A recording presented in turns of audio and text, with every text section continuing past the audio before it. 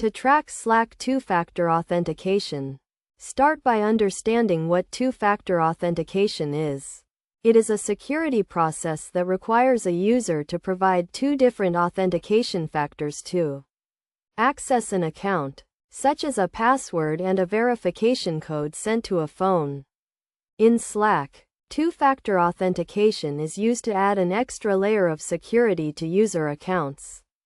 To track Slack two-factor authentication, follow these steps. First, sign in to your Slack workspace as an administrator. Then, click on the administration icon and select Workspace Settings from the drop-down menu. In the Workspace Settings page, click on the Authentication tab.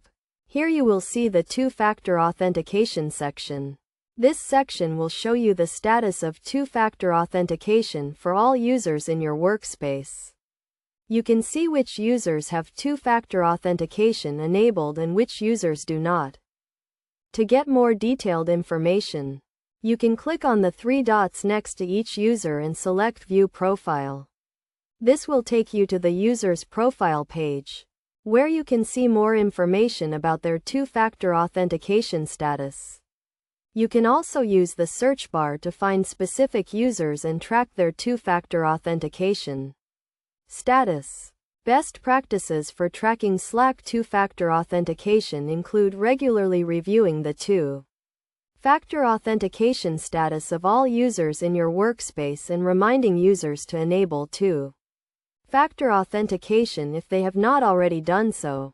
You should also consider making two-factor authentication mandatory for all users in your workspace.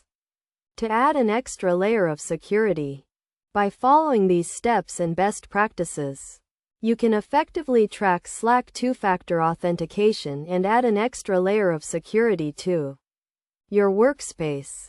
Remember to regularly review and update your two-factor authentication settings to ensure the security of your Slack workspace.